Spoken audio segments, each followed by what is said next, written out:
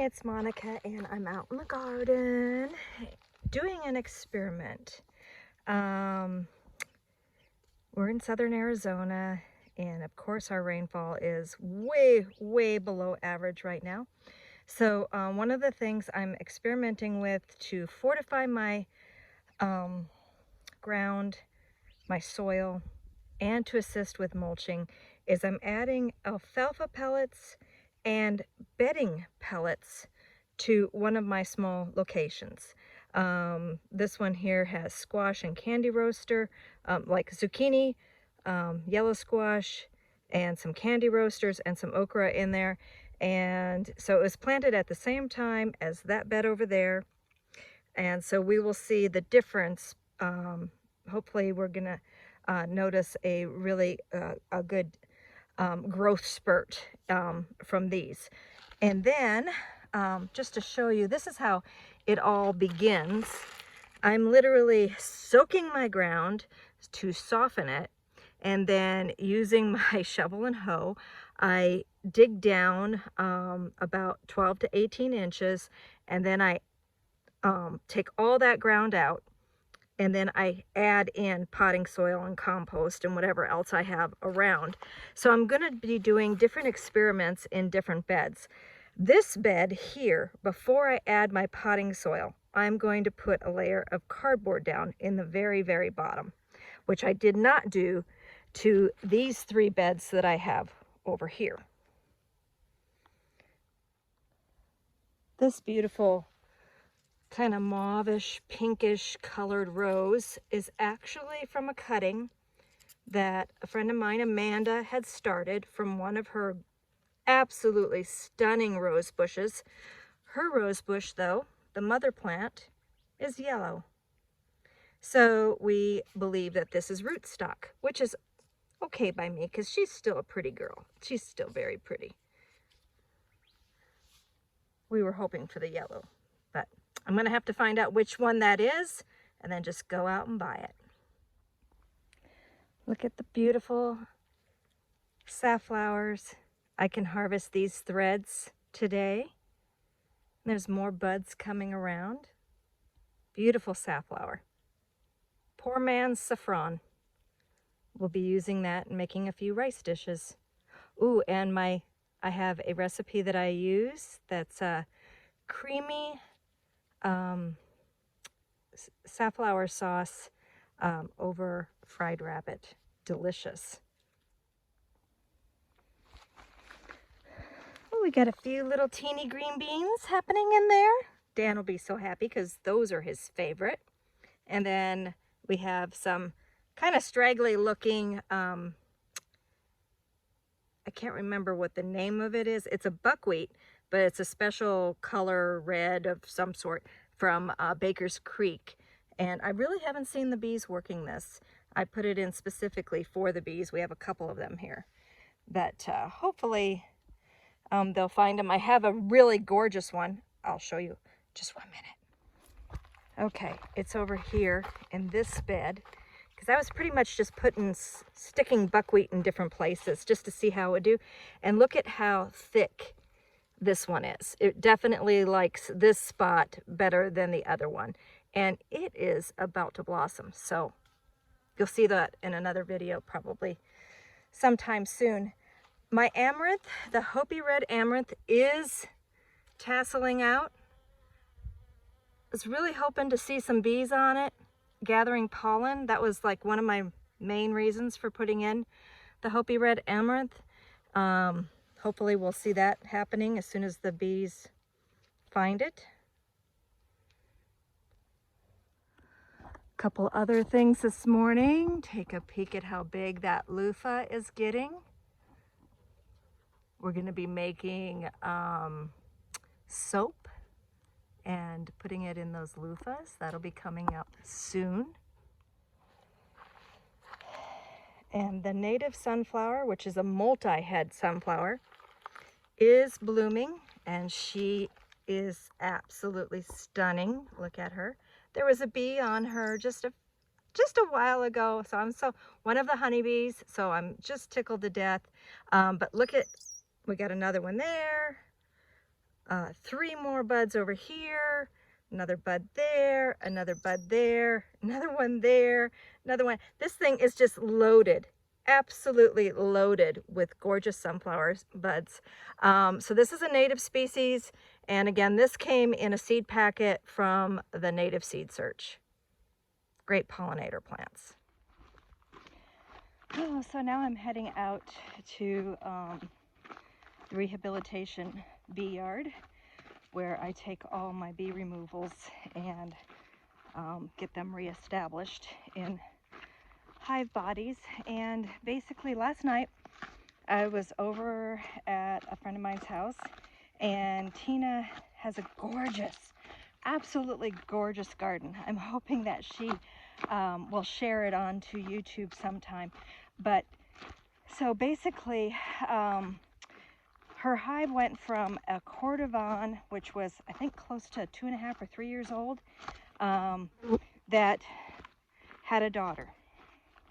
And the daughter then mated with our local genetics, which are Africanized hybrids for the majority. So the queen turned out to be fabulous, though. Not super, the hive was not super defensive. The queen's laying pattern was, Jesus, it was, she's just beautiful, absolutely beautiful. And on a scale of like 1 to 10 on my heatometer, she's basically around a 3. But there's just a few hives. My gate went the wrong direction.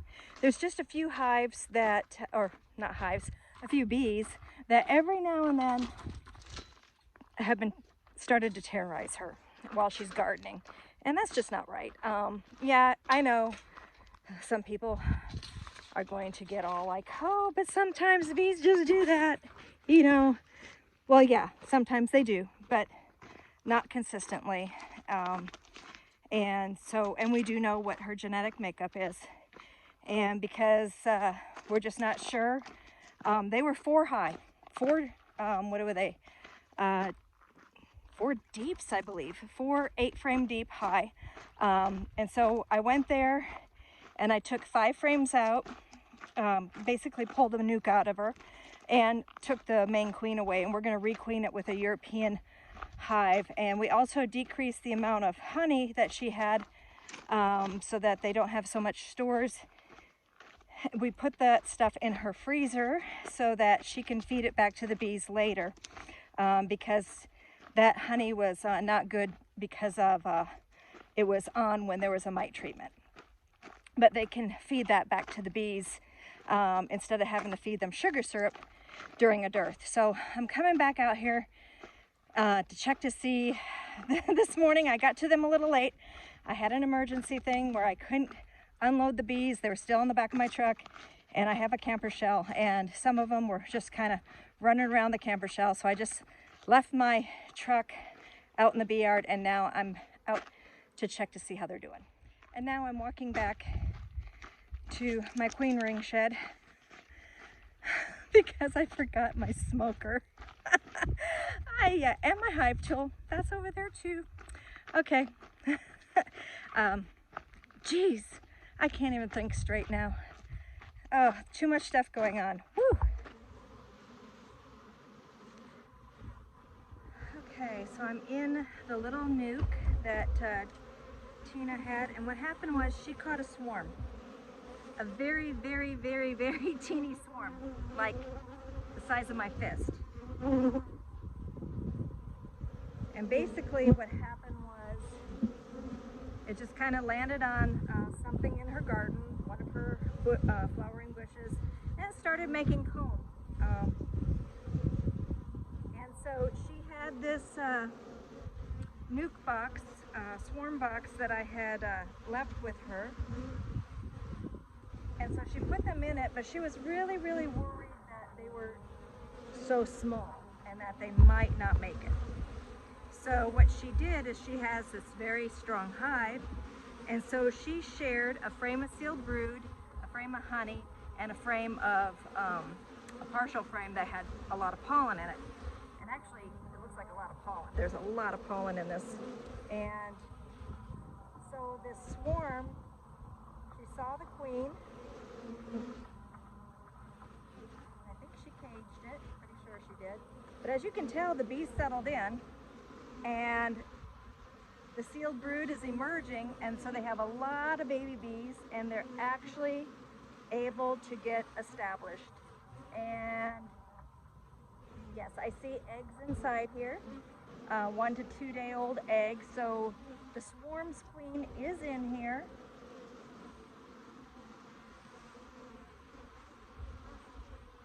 Just kind of checking to see if I can see her and see what she looks like.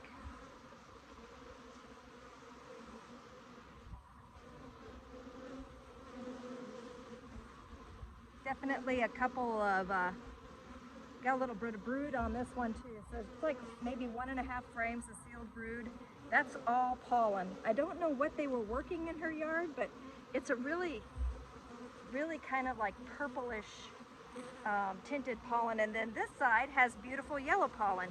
So yeah, beautiful yellow pollen and a purple pollen. And she's in a residential area, very urban, a lot of backyard flowers and things that are not natives. So who knows what that pollen source is. But very nice pollen source.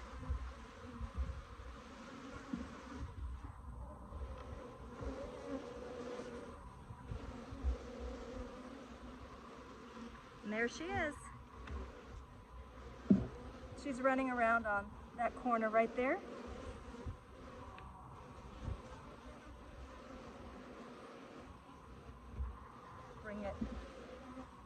Bring it in closer for you.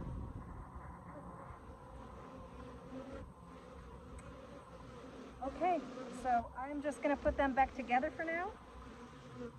They look like they're doing pretty good. I am going to, since they were transported last night, I'm gonna let them settle in a little bit longer.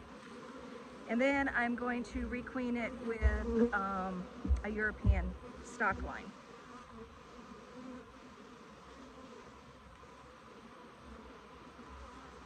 So yeah, these bees are doing quite well.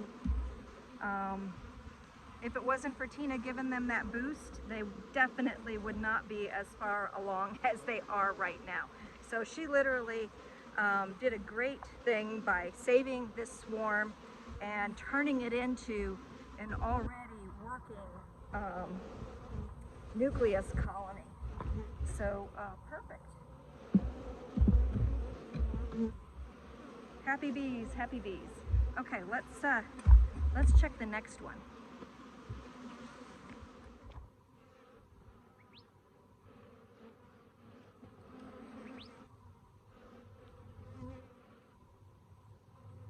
Okay, so this hive here is basically a 5-frame nuke that I pulled from Tina's large hive.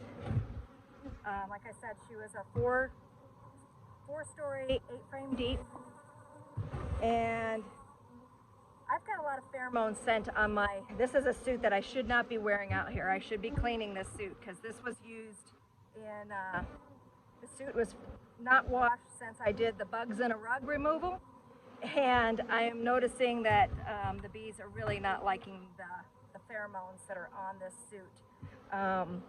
So basically I'm just going to check it and rearrange some of the frames because I have a lot of foundation frames in here that the bees are going to have to get started working on, which they already are. But I just want to move some of the empty frames to the outside and make sure that the queen has plenty of room to start recuperating from her move. And I tell you what, like I said, this is a Cordovan F2 locally raised, and this hive is absolutely amazing. She's a very beautiful, beautiful queen with a great lay pattern. The bees are putting in pollen or bee bread into the locations where the brood is emerging because they don't have enough drawn comb now. I think I still have some drawn comb left I can put on them. so that it helps her continue to lay faster. There she is. Tina has her marked. You can see her there. And just a beautiful, wait till you see this next frame. This girl is amazing. I really love her. Not bad genetic, not bad defensive. The behavior is not bad at all. And I really just, I think she's gorgeous. This is a great queen for an urban environment. And I have to say, part of it is her garden. I mean, they have wonderful food forage sources. Out here where I'm at, my bees don't have that great of food. Look at this.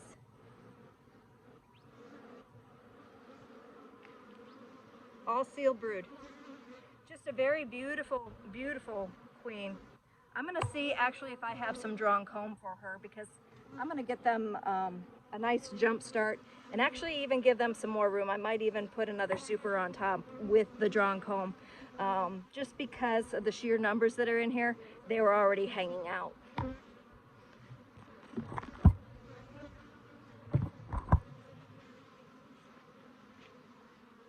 Okay, I was right. I do have some drawn comb from storage still, and I'm just going to weave this in here and there, using the nicer ones that look like they're ready to get cleaned out and ready to go. And I run 9 frames in my 10 frame boxes. So I have 3, 6, 7, 8. I only need one more. I'm actually going to put that in the brood chamber.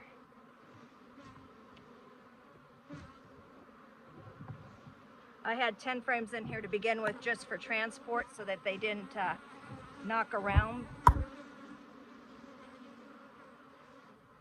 gonna actually space these out because this is all drawn comb.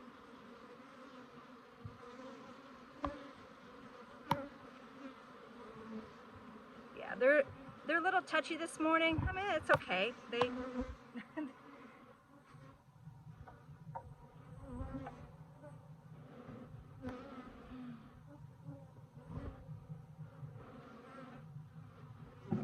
go ahead and put another. They have a lot of bees, so I'm going to add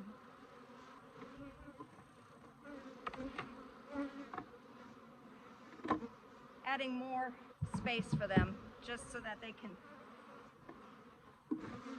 get to work a lot faster. So I have 3, I need 3 more frames.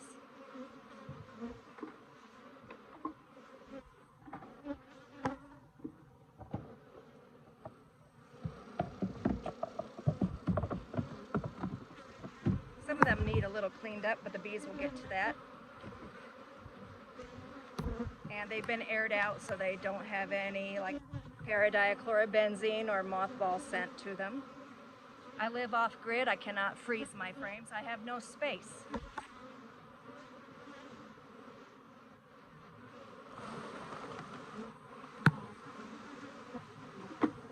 So I'm just emptying all of the foundation frames now. But the bees were on. I'm emptying that into the second level that they've got.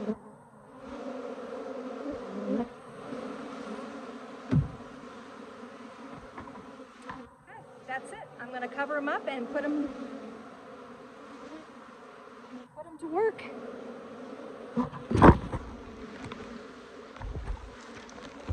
I can't. Ooh, stop by the chicken coop on the way and robbed some eggs. Isn't that great? Bowl full of eggs, fresh eggs. I think I'm gonna go hard boil some for lunch. Just love it.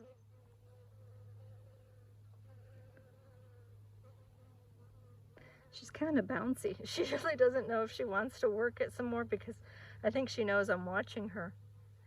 She had a little bit of yellow pollen on her. I'm not sure if it was all from the Greg's Blue Mist or what, but there she is again.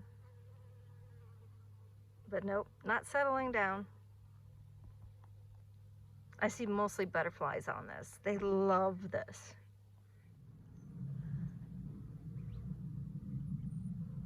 A day without wind. This is so fantastic. My girls are out working on the mesquites.